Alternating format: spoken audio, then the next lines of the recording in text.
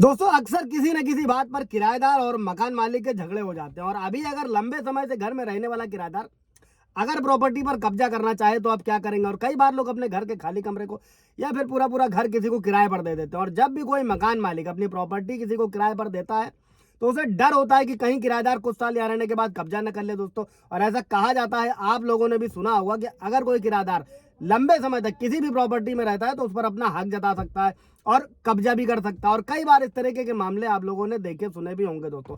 ऐसे में सवाल ये उठता है, क्या ये बातें सही है? क्या सही में ऐसा कोई नियम है कि कुछ साल किराएदार संपत्ति रहने के बाद किराएदार संपत्ति पर कब्जा जता सकता है, या फिर ये बातें गलत है? और क्या कहता है कानून? और किसी तरीके से अगर किराएदार कब्जा कर रहा है तो उससे कैसे बच सकते हैं और कब्जे को कैसे खाली करा सकते हैं दोस्तों। किसी भी तरीके से अगर कोई किराएदार आपने कोई भी संपत्ति, प्रॉपर्टी, जमीन या कुछ भी किसी को किराए पर दिया हुआ है दोस्तों। जय हिंद, नमस्कार, मैं एडवोकेट आशीष मिश्रा। लाइक कर दीजिएगा, शेयर कर दीजिएगा, सब्सक्राइब कर दीजिएगा ताकि इंफॉर्मेशन और लोगों को मिल सके दोस्तों। अगर देखा जाए तो किराएदार जो होता है किसी की संपत्ति पर हक नहीं जमा सकता। और किराएदार का मालिक की संपत्ति पर कोई हक भी नहीं होता है, लेकिन इसका मतलब ये भी नहीं है कि वो ऐसा नहीं कर सकता। दरअसल ये भी अलग अलग परिस्थितियों पर निर्भर करता है दोस्तों। कई बार ऐसी परिस्थितियां होती हैं जिनमें किराए पर रहने वाला जो व्यक्ति होता है उस संपत्ति पर अपना हक जाहिर कर सकता है, जिसे बोलते हैं ट्रांसफर ऑफ प्रॉपर्टी एक्ट के हिसाब से।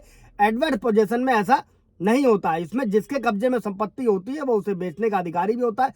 मतलब अगर कोई 12 साल तक किसी संपत्ति पर एडवर्स पोजीशन रखता है तो वह संपत्ति पर अधिकार जता सकता है। अभी दोस्तों क्या होता है एडवर्स पोजीशन? फॉर एग्जांपल, मान लीजिए किसी व्यक्ति ने अपने जानकार को कोई अपनी प्रॉपर्टी रहने के लिए दे रखी है और वो व्यक्ति वहां पर रहते हुए 11 साल से ज्यादा का समय हो गया है।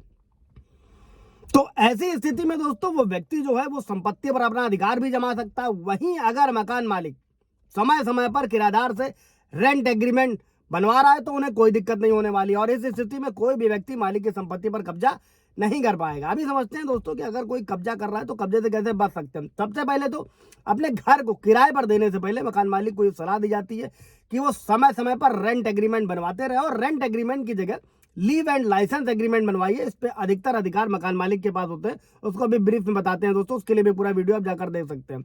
अगर आपके पास एक सबूत के तौर पर रहेगा जब भी आप रेंट एग्रीमेंट बनवा रहे हैं और आपको अपनी संपत्ति किसी दूसरे व्यक्ति को किराए पर अगर दे रखी है, इस स्थिति में कोई भी किराएदार उस संपत्ति का मालिक नहीं हो सकता है। और सुप्रीम कोर्ट ने भी फैसला दिया हुआ है दोस्तों, बहुत बड़ा जजमेंट है।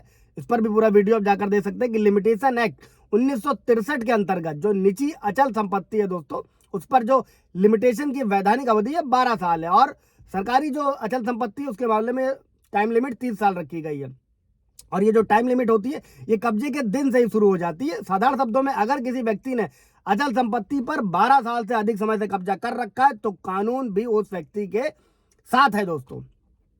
अब अभी किराएदार से आप घर कैसे खाली करा सकते हैं दोस्तों? अगर किराएदार किराया ना दे तो ये नोट रखिएगा कि उसका बिजली और पानी का कनेक्शन बिल्कुल नहीं काटना है। ऐसे में क्या करेगा, वो व्यक्तिगत रूप से अपना कनेक्शन ले लेगा और प्रॉपर्टी के कागज हमेशा अपने नाम से बनवाएं जब भी बनवाने जा रहे हो। और अगर ऐसा नहीं होता है तो किराएदार आपको परेशान कर सकता है दोस्तों। और प्रॉपर्टी खाली कराने के लिए आप किराएदार पर दबाव बना सकते हैं। इसके लिए आप पुलिस की भी मदद ले सकते हैं दोस्तों, थाने से लेकर एसएचओ से लेकर।